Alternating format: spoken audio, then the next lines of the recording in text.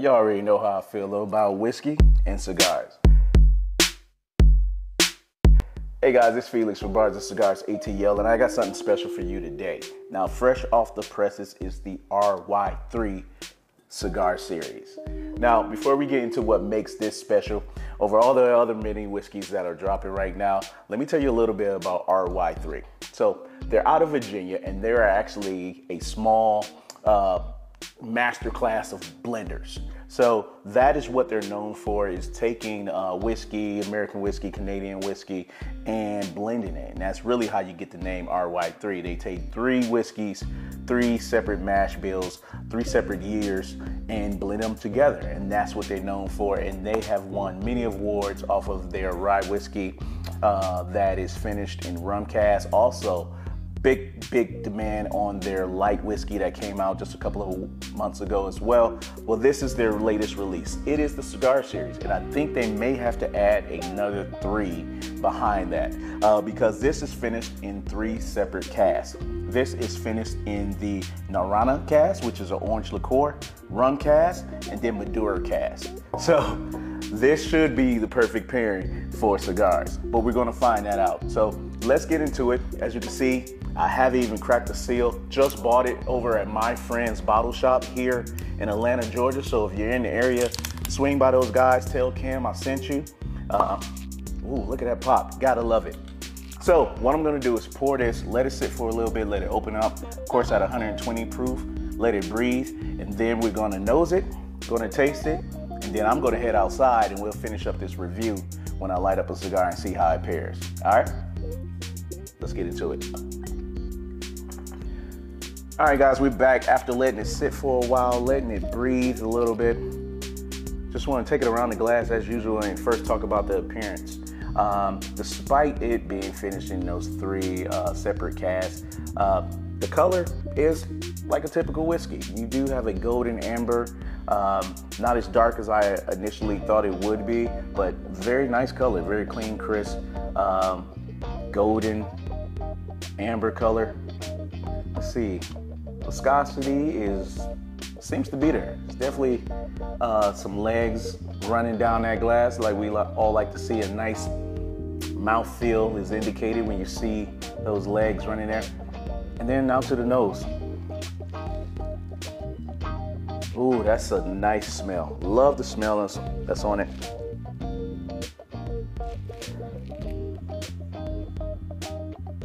First you get some of that rye spice, but it's subtle. Then you also get some sweetness, which is expected from the rum and the Naranja Cask. Not as much orange, but it does slowly get in there where you start to get some of that orange liqueur on the back end. So if you think about it, you get that sweetness, that caramel, then that rum sweetness, which is a little bit different, sugar cane, kind of that thicker, more viscous sweetness. And then it finishes off with that orange. So nice nose, nice nose. And now to the taste.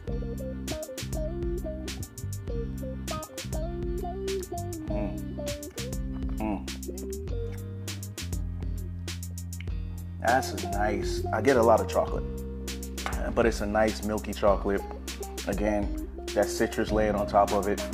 If you like anything that Godiva used to sell with the, thinly sliced fruits, drizzled with the chocolate, milk chocolate that is. And then you get a little bit of that heat. That 120 proof definitely comes in, but it's nice. Nice. You don't forget it's a rye, and you don't forget it's 120 proof. Yeah, that is good. You get enough sweetness, now overpowering with the rum. That rye is still there, still bold. It's beautiful. It gives you that little extra kick, mid, palate, on back.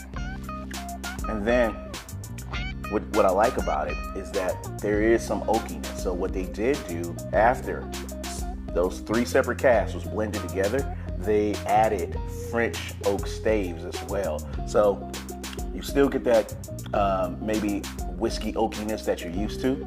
So for people who don't like rye, don't be scared of this one. If you don't like finish, again, don't be scared of this one. This one they showing them their skill in how they're able to blend and show off each individual attribute, but also blending them together where they're complementing. All right, guys, well, I think we looked at the appearance, we looked at the nose, we took a couple of sips, and I think it's time to head outside, pair it with a cigar. Now, because of those notes, just kind of that sweetness, that orange, and that chocolate, I'm thinking I'm gonna go with a medium body cigar, something that's not too peppery. So not a heavy, full body one, but nice medium. Something that may have some nutty notes. I think something that's really nutty would go well with this, just to give it that creaminess. So you got the sweet, you got the orange, you got the spice. Now let's give it a little bit of creaminess. So I'm gonna try to complement while introducing a new note to it. So let's head outside. Hey guys, thanks for joining me out here on the porch lounge, where I'm wanting to get into a cigar. I've actually already lit it and been mostly through it. Only really about an inch through it. This was the Crown Heads La Creme. This is their short Robusto, so it's only, it's a 4x54, I believe, short smoke. But just wanted to kind of pair it with a cigar to see, how this actually holds up to other cigar series or cigar malt whiskeys. So there's two techniques that I normally like to do when I'm tasting. It's either take a pull of the cigar and then a sip of the whiskey, or vice versa. Believe it or not, they actually will accentuate or suppress different notes in them. So first, taking a pull of the cigar and then a sip of the whiskey.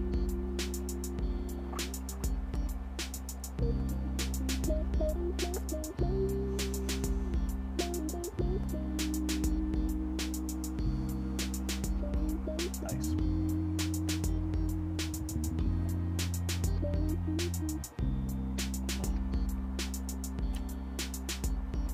What this technique does is, of course, gives me that chocolateness and earthiness of this cigar, but then it finishes like a dessert, taking a sip of that whiskey, bringing more of that chocolate, but giving it that milk chocolate creaminess, and then that spike of orange note, but that nice mouthfeel with the rum that it has on it. Really good. Actually, it pairs like a rum would with a cigar. So perfect so far with this pairing. Typically I like to take a sip of water in between, but we're short on time, so I'm just gonna take a sip of the whiskey and then a pull.